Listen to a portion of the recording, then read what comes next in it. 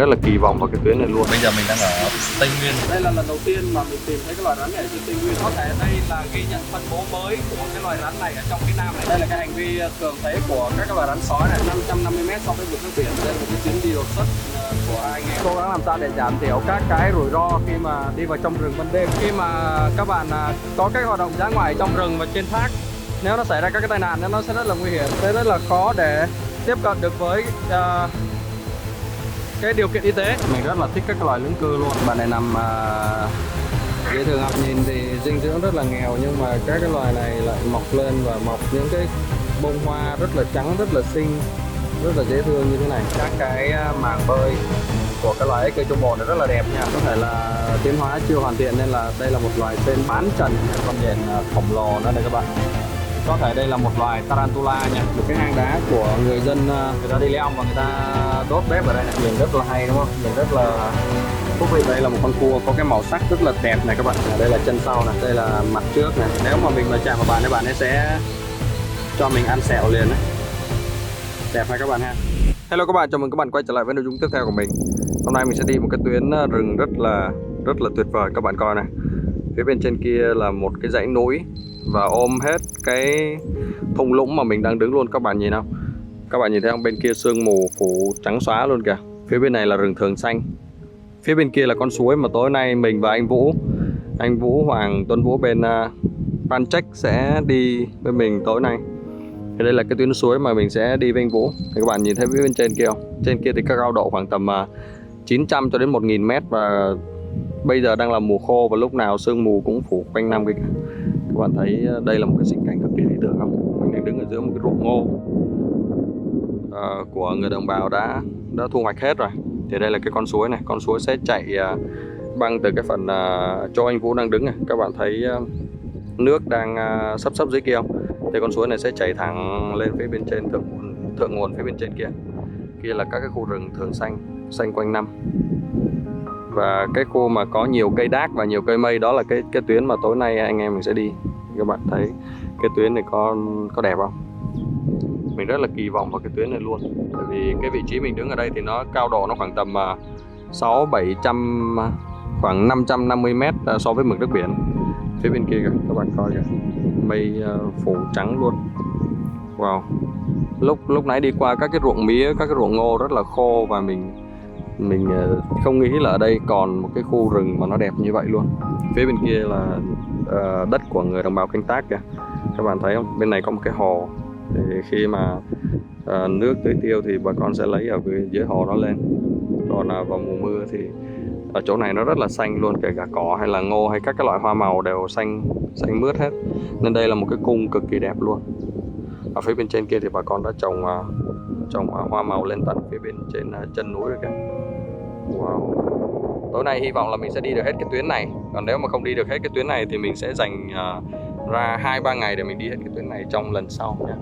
Ok, thì bây giờ bắt đầu mình di chuyển vào phía bên trong kia để mình dựng lều đây. Tạm biệt các bạn và hẹn gặp lại các bạn vào buổi tối.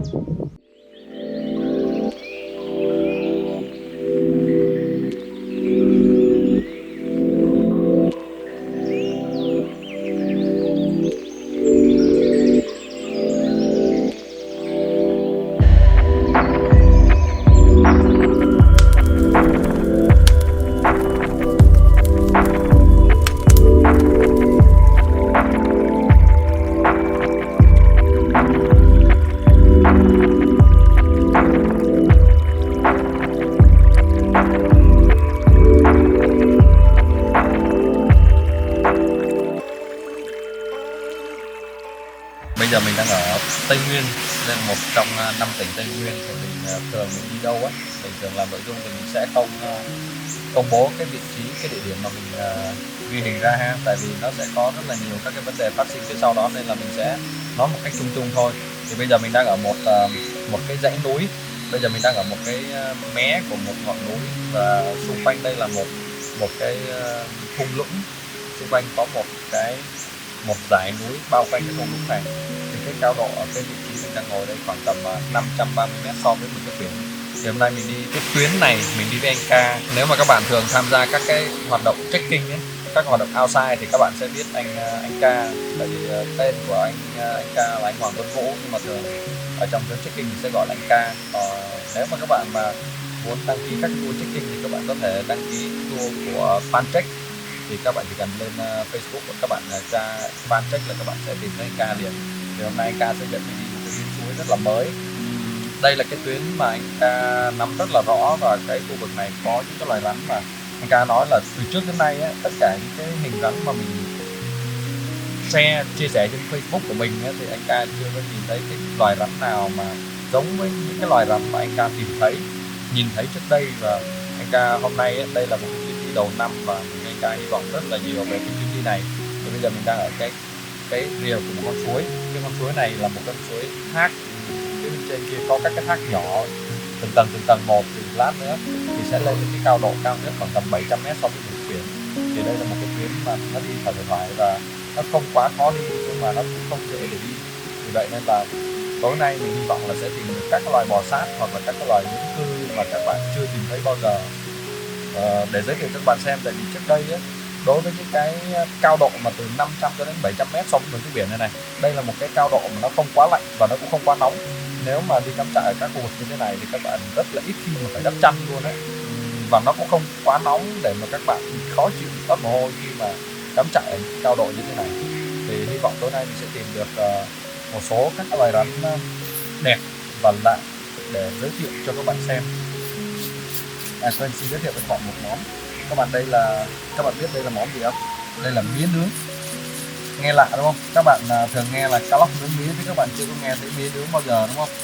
Tại vì cái món này nó gắn liền với tuổi thơ của mình, với của anh Ca luôn đấy. Thì không biết là anh Ca có ăn bao giờ chưa, nhưng mà nếu mình thì trồng rất là nhiều mía. Thì trước đây có những vụ cháy những cái ruộng mía đó, không biết nguyên nhân tại sao, nhưng mà các ruộng mía nó bị cháy vào mùa khô, và thế là tụi trẻ con của mình đi mót những cái khúc mía mà đã bị cháy trở ra như thế này. Thì cái hương vị của cái mía nướng nó rất là lạ, nó rất là đặc biệt.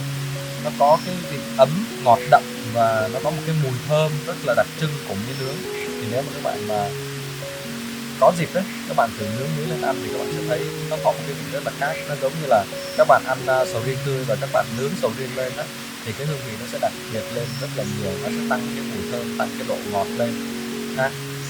Mình vừa mới nướng được mấy khúc mía này. Mía này là lúc chiều mình với anh Ca đi qua nhà dân xong rồi xin ra xin là để cho có công lệ thôi, còn ở đây toàn là mía không à. Các bạn muốn ăn bao nhiêu thì các bạn ăn, các bạn đừng có chặt đi bán là được. Ok vậy ha.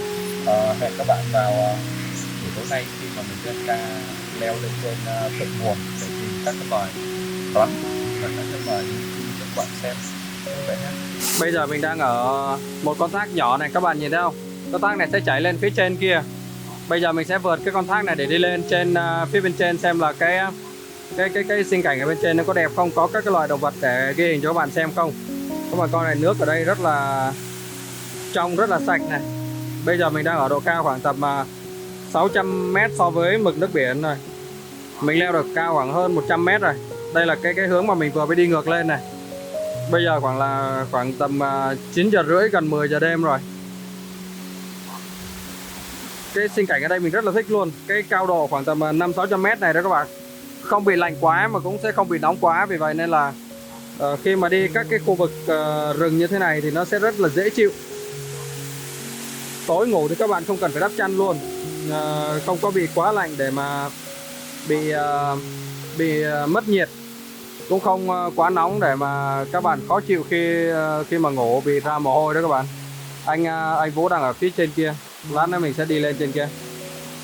Bây giờ hai anh em sẽ phải cắt cái đoạn này để đi lên trên kia, để bọc lên phía bên trên đỉnh của thác. Tại vì cái đoạn này nó rất là hiểm trở, hai anh em đi 2 người nên là sẽ cố gắng làm sao để giảm thiểu các cái rủi ro khi mà đi vào trong rừng ban đêm.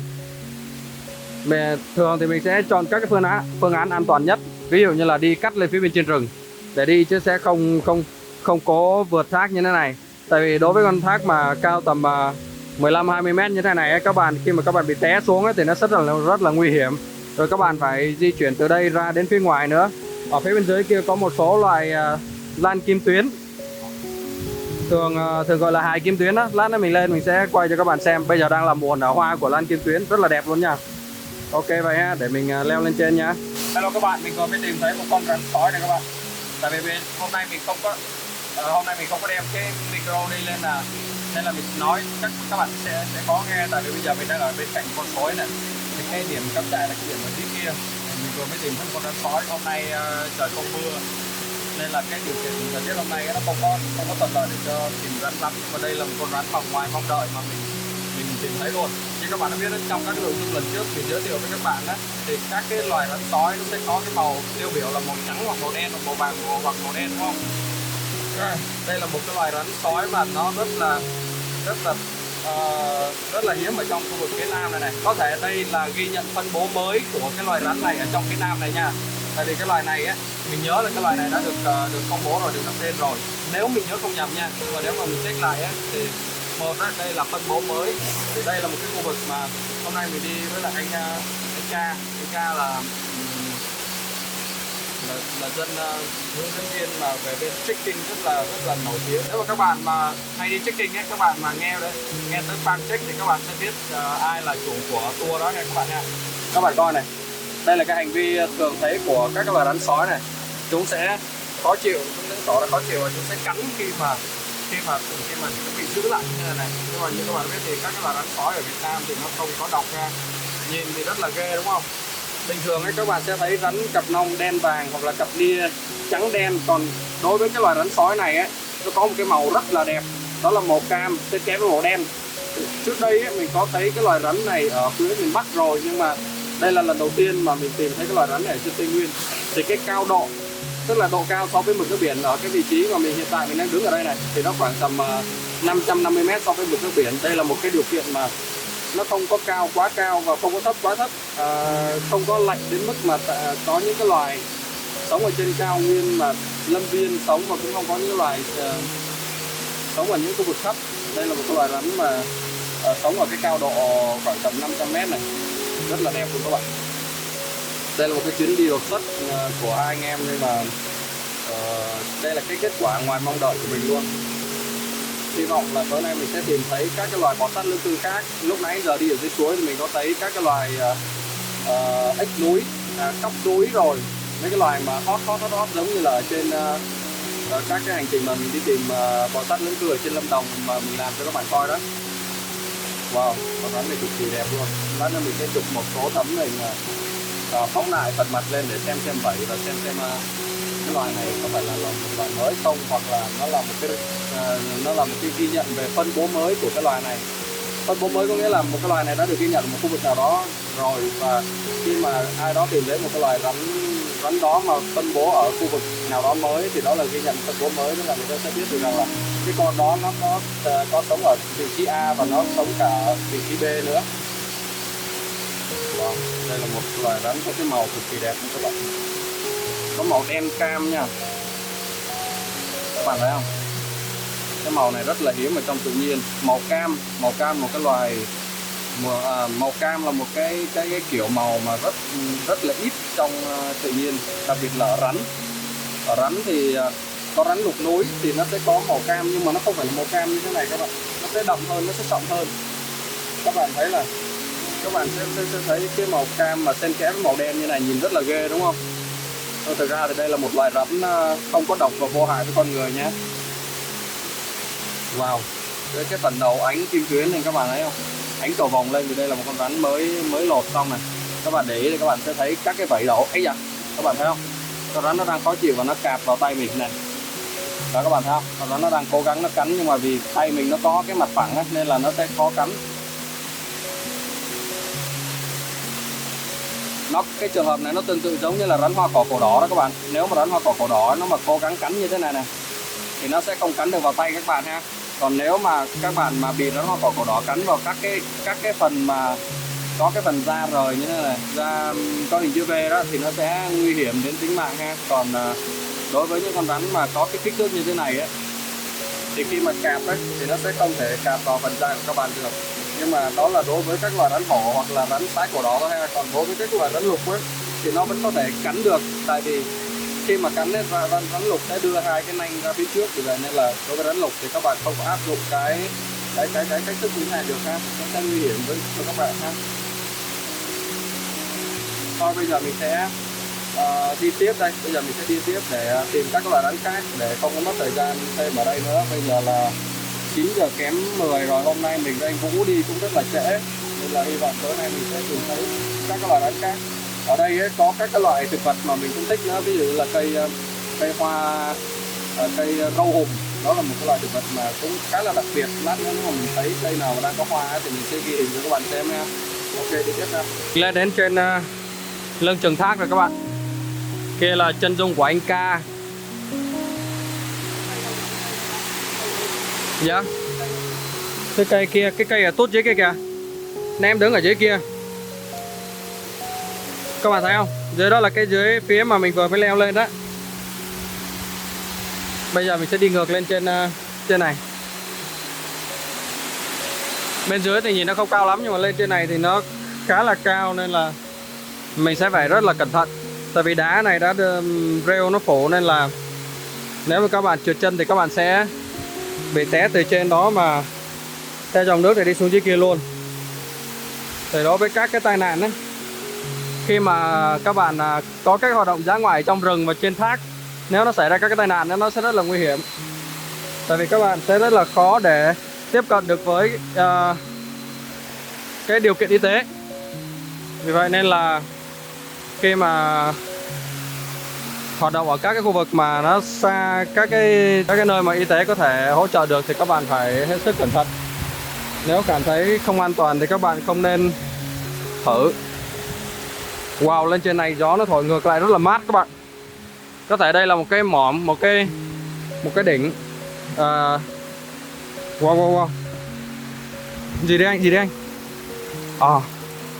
Wow, đây có thể là ếch cây trung bộ nha các bạn. Đây là cái hành vi giao phối ngoài của ếch cây trung bộ này. Anh Vũ tắt đèn giúp em với. Đó, có một con đực nhảy xuống dưới này này. Các bạn thấy không?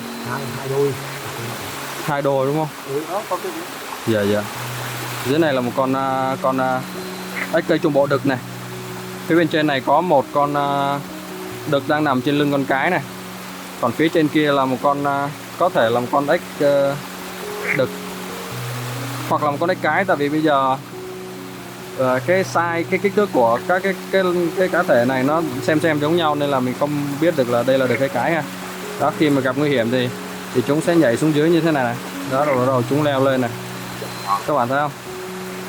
Cái loài này rất là thú vị đúng không? Để mình quay lại gần cho các bạn xem ha. Cái loài này có cái tiếng kêu ẹt như các bạn vừa nghe đó. Đó. Phía bên dưới này có các cái loài bọ nước khác này.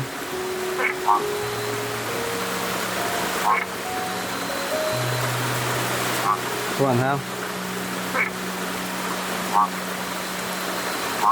Khi mà đi vào suối các bạn sẽ gặp các cái loài hoạt động vào ban đêm như thế này này.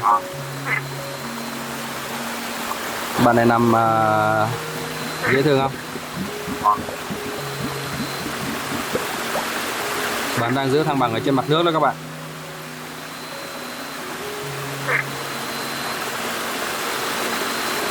Có thể đây là một con đực nha. Ý bạn này chơi với này, bắt đầu bạn ấy leo lên này. Bạn ấy cần một cái vị trí để mà bám vào ấy. Để mình quay lại gần cho các bạn xem ha. Ây da. Đây có một bạn lưỡng cư khác này, để mình quay cho các bạn xem trước.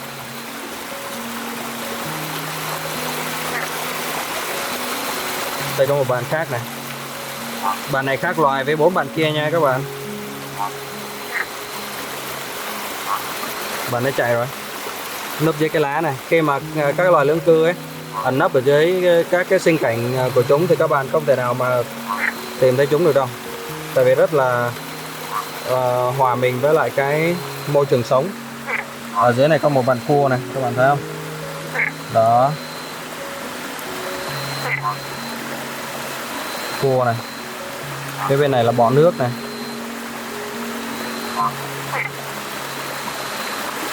Phía bên dưới này là nòng nọc của các cái loài lưỡng cư này.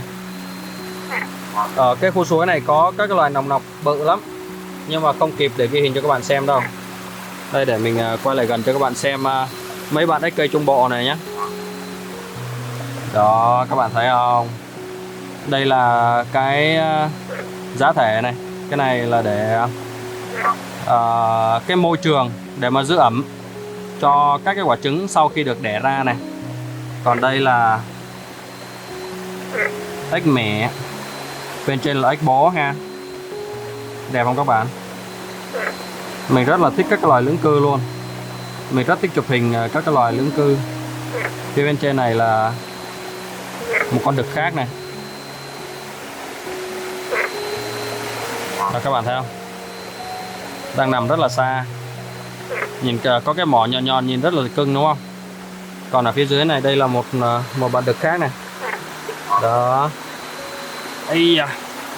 Thôi không làm phiền các bạn giao phối và sinh sản nữa, giao phối ngoài nữa chứ. Bây giờ mình sẽ di chuyển lên phía bên trên. Rừng ở đây không thuộc vườn quốc gia, khu bảo tồn nào hết, nên là cái việc mà thấy các cái cây bị đốn ngã và trôi xuống dưới suối như thế này thì đối với mình nó rất là bình thường. Mình không lấy làm lạ ha. Đoạn này thì bắt đầu thoải thoải rồi. Đi lên trên kia thì chắc là sẽ dễ đi hơn. Còn cái đoạn này này, xuống dưới kia thì là một cái đoạn thác. Ok vậy mình đi tiếp nha.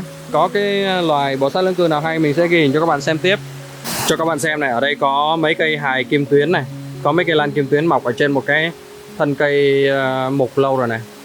Mình rất là thích cái sinh cảnh của các cái loại hài kim tuyến như thế này này các bạn. Các bạn nhìn ở đây có một cái cây gỗ đã bị cưa và mục rất là lâu năm rồi nha. Thì các cái cây hài nó sẽ gãy các cái đốt sinh trưởng. Các bạn nhìn ở đây thì các bạn sẽ thấy các cái đốt sinh trưởng của cây lan hài này. Các bạn sẽ thấy cây lan hài mọc ở trên cây mục và lấy dinh dưỡng từ cái cây mục mà các bạn đang nhìn ở trước mặt đây này. Thì các bạn thấy cây đang ra bông rất là đẹp này. Bông nó có màu trắng. Cây này thì chưa nở bông. Lát nữa xuống phía bên dưới ấy, có những cây to hơn thì mình sẽ ghi hình cho các bạn xem. Để mình xoay qua bên này thì các bạn sẽ thấy các cái đốt sinh trưởng mọc nó sẽ đẹp hơn ha. Đây này các bạn coi này, cái đốt sinh trưởng này. Còn đây là cái cây hoa mọc lên này. Đây là một cây khác này. Ở đây các cái đốt sinh trưởng của cây này nó đẹp hơn cây lúc nãy mình cho các bạn xem. Thì như các bạn biết rồi đó, mình rất là hay nói kết thúc của cái này sẽ là bắt đầu của cái khác. Thì đây là một ví dụ điển hình này. Cái cây này chết đi và sẽ là giá thể, sẽ là dinh dưỡng cho các cái loài thực vật khác mọc lên.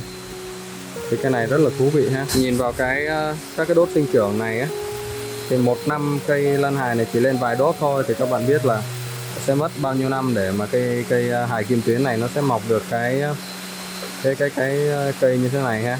Tốn rất là nhiều thời gian. Vậy nhưng mà cây lan hài kim tuyến này bị khai thác rất là nhiều để làm dược liệu bán sang Trung Quốc đó các bạn. Thường thì mình thấy người ta mua nhiều nhưng còn dùng để làm gì thì mình không biết luôn á. Nhưng mà mình đi vào trong rừng thì các cái khu vực rừng mà có cái cao độ khoảng tầm 400-500 m, 500-600 m so với mực nước biển á, thì mình rất là hay gặp các cái loại hài kim tuyến luôn. Các bạn xem này, các cái đốt sinh trưởng này, nhìn rất là dễ thương đúng không? Qua bên này này, nhìn thì dinh dưỡng rất là nghèo, nhưng mà các cái loài này lại mọc lên và mọc những cái bông hoa rất là trắng, rất là xinh, rất là dễ thương như thế này. Ok vậy ha, bây giờ mình sẽ đi tiếp đây. Mình không lan man về lan nữa đâu. Các bạn lại nói mình lan man. Bây giờ mình sẽ đi tiếp lên phía bên trên kia. Ok vậy các bạn ha. Đây có một bạn ếch cây Trung Bộ này nữa đây các bạn. Thì như lúc nãy mình giới thiệu các bạn, đây có thể là một bạn cái ha. Đây là một cái loài rất là phổ biến ở trong phía Nam này, từ phía Trung cho đến phía Nam. Cho các bạn xem này, các cái màng bơi của cái loài ếch cây Trung Bộ này rất là đẹp nha. Nó có một cái màu vàng, rồi giữa các cái màng bơi sẽ là màu xanh này, các bạn thấy không? Đây phía dưới chân này có màu xanh luôn nha, phía dưới đùi này. Đó, đây là một loài ếch cây khi mà chụp hình lên rất là đẹp. Mình có chụp hình bạn này nhiều lắm. Đó, bạn này bạn có một cái màu hồng hồng cam cam, nhìn rất là hay các bạn ha. Rồi phía bên trên kia có một bạn nữa, để mình ghi hình cho các bạn xem. Ở đây có rất là nhiều lưỡng cư. rất là đẹp. Mình sẽ cố gắng mình để tên ở đây để cho các bạn biết tên về các loài này ha. Đây là một loài khác này. Loài này có màu đỏ phía bên trên lưng, rồi phía dưới bụng thì có màu xanh này, các bạn thấy không? Rất là hay đúng không? Đó,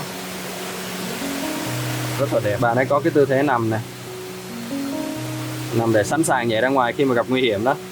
Để các bạn xem này. Hôm nay mình không đem gimbal chống rung nên là cái nội dung hôm nay nó sẽ hơi rung một tí nha. Các bạn thông cảm cho mình ha. Okay, bạn kia bạn nằm thu mình vào trong vách đá rồi kìa, các bạn thấy không? Nhìn giống như là một cái lá, rất là khó phát hiện khi mà đi ban đêm nha. Ok, bây giờ mình sẽ đi tiếp nha. Anh Vũ đi trước rồi. Đây là các cái loài thu hải đường đó các bạn. Mình không biết là hình như là tên phổ thông của các cái loài như thế này thì gọi là thu hải đường đó.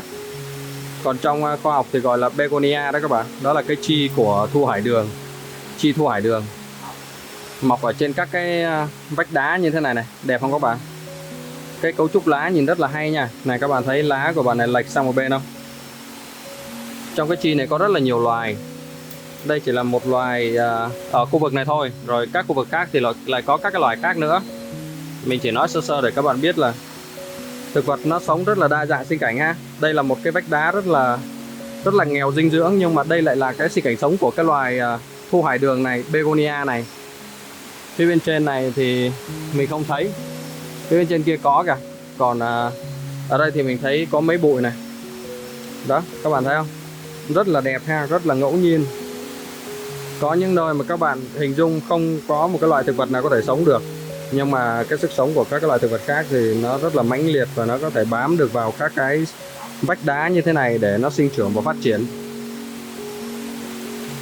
Tự nhiên là một cái gì đấy nó rất là ngẫu nhiên và được sắp xếp rất là chặt chẽ đúng không? Ở đây có một số loài mà mình muốn giới thiệu với các bạn này. Đây là sen bán trần nha. Tại sao lại gọi là sen bán trần thì các bạn Google dùm mình với, tại vì mình cũng không biết giải thích tại sao. Tại vì cái loài sen này nó sẽ có cả phần gì ta? Phần mềm mềm phía bên trong đó, và có cả vỏ phía bên ngoài nữa. Khi nào mà cái loài này co người lại á, thì sẽ chỉ thấy mỗi phần vỏ thôi, còn bình thường thì sẽ thò ra ngoài như thế này này. Thành ra là cái loài này bình thường ấy bò sẽ che hết cái phần vỏ lại. Bên trên kia có một bàn nữa kìa, các bạn thấy không? Rất là nhiều ha. Mới đầu thì các bạn nhìn thấy các bạn sợ đúng không, nhưng mà thực ra thì nó cũng giống như các cái loài sen khác thôi. Có thể là tiến hóa chưa hoàn thiện nên là đây là một loài sen bán trần nha. Sen trần là các cái con sen mà màu đen mà hay bò ở các cái vùng ẩm mà xung quanh nhà bạn đó, thì đó là sen bán trần. Đó là sen trần. Còn đây là sen bán trần. Còn các cái loại ốc sên mà có vỏ thì đó là sen có vỏ ha. Đây là một cái sinh cảnh mà có rất là nhiều các loại động thực vật thú vị. Đây mình cho các bạn coi này. Đây là một con nhện khổng lồ nữa này các bạn. Có thể đây là một loài tarantula nha. Tarantula là nhện săn mồi đó các bạn. Hôm nay mình không đem chống rung nên các bạn thông cảm ha. Các bạn thấy không, con nhện này nó có một cái màu rất là sặc sỡ này, màu hồng tím này, rất là to nha. Để mình đặt tay mình vào thì các bạn mới biết là con nhện to như thế nào nha. Này, các bạn coi này. Đó, con nhện này rất là bự luôn. Các bạn thấy không? Thôi mình đi tiếp đây. Tại vì hôm nay mình chỉ đem có một cục pin thôi. Ở đây có một cái hang đá của người dân. Anh Vũ ơi, người dân ở đây người ta hay đi lấy ong hả anh? Người ta đi lấy ong và người ta đốt bếp ở đây này. Ở đây có một con sen trần rất là bự này các bạn. Ở đây rất là mát. Đây có một cái loài lưỡng cư này, cho các bạn xem này. Nhìn rất là hay đúng không? Nhìn rất là thú vị. Mình không biết loài này nha. Ở bên kia có một bàn ếch cây Trung Bộ, anh Vũ vừa mới chỉ cho mình.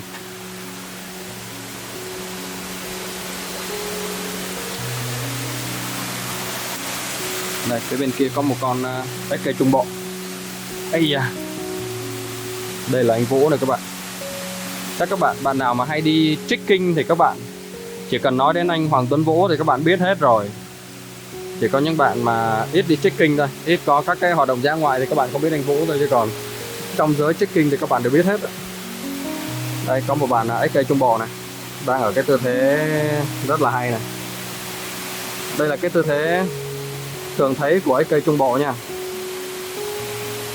Đó, rất là treo leo, đẹp quá trời đẹp luôn. Đây, không biết các bạn sao chứ mình rất là thích các cái loài động vật hoang dã mà đang show ra các cái dáng ở trong cái điều kiện lý tưởng ấy, ở trong điều kiện tự nhiên ấy. Bây giờ mình đi tiếp nha. Tí nữa có loài gì mình sẽ ghi hình cho các bạn xem tiếp. Mình vừa mới tìm thấy một con cua đá này các bạn. Cua ở Việt Nam có nhiều loại lắm nha, nhưng mà mình thì mình không biết hết đâu. Nhưng mà đây là một con cua có cái màu sắc rất là đẹp này các bạn. Các bạn thấy không? Có một cái màu cam rất là sặc sỡ luôn. Để mình zoom gần lại cho các bạn xem thì các bạn sẽ thấy càng này, chân của cái bạn này có một cái màu cực kỳ đặc biệt luôn. Các bạn thấy không? Đây là chân sau này. Đây là mặt trước này. Đây là càng nhỏ phía bên kia này. Các bạn thấy không? Đây là một cái khu rừng mà cực kỳ thú vị luôn. Có rất là nhiều các cái loại động thực vật đẹp ơi là đẹp này, các bạn coi này. Đó, bạn cua bạn đang di chuyển. Bạn đang dương hai cái càng lên để nếu mà mình mà chạm vào bạn thì bạn ấy sẽ cho mình ăn sẹo liền đấy. Đẹp hay các bạn ha. Đây là cái sinh cảnh sống của bạn này. Đây là một cái mạch nước nhỏ chảy từ phía bên trên xuống. Xung quanh đây có rất là nhiều thu hải đường mọc này các bạn. Các bạn thấy không? Sen trần, thu hải đường và cua suối. Này các bạn coi này. Đây là cái bàn tay của mình này. Ten. Chạy đi đâu đấy bạn? Đẹp dã man. Đây cho các bạn coi phần mặt lưng này. Trên lưng có dính một cái lá nhưng mà bạn này vẫn đẹp. Để mình lùi lại cho các bạn xem cái sinh cảnh sống của cái bạn này. Đó, có rêu này, có lá mục này, có nước chảy quanh năm này. Các cái loài này sống ở trong cái điều kiện rất là sạch nha các bạn. Thường chúng sẽ ăn các cái loại côn trùng hay là các cái loại động vật mà chết ở trên mặt đất ấy. Các cái loại trái cây rất là dữ, thái độ giống như cua biển đấy các bạn. Rất là nhanh các bạn ha. Ok vậy ha, mình đi tiếp đây. Ok vậy các bạn ha, bây giờ cái nội dung nó đã khá là dài, được khoảng hơn 30 phút rồi, thì mình sẽ cắt cái nội dung này thành 2 phần. Thì trong nội dung tiếp theo sẽ xuất hiện các cái bạn rắn độc và ở trên cao này ha, ví dụ như là bạn rắn lục xanh tuyệt đẹp này. Vậy các bạn ha, hẹn gặp lại các bạn trong phần 2 của nội dung này.